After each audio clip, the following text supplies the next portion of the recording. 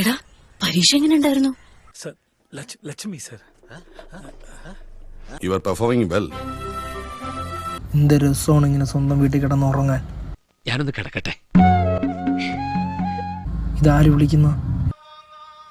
ആരാ?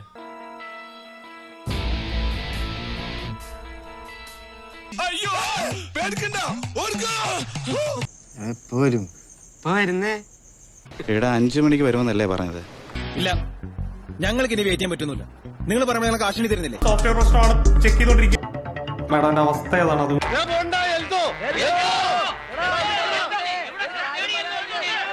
சரியா போச்சு. நம்பி சார் பையனா நீங்க? മനസ്സ് നോവുന്ന രീതിയിൽ പലതും പറഞ്ഞിട്ടുണ്ട്. അതൊക്കെ നിന്റെ നന്മക്ക് വേണ്ടിട്ടാ.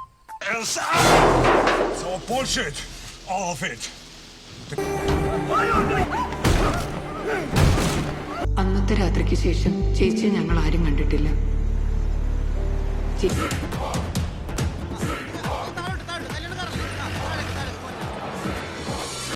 நீங்க நேரா போனா போதும், அப்படியே ஸ்ரீலங்கா வந்துடும். ശ്രീലങ്ക ഞങ്ങൾ ലെഫ്റ്റ് തിരിയാണ് സർ.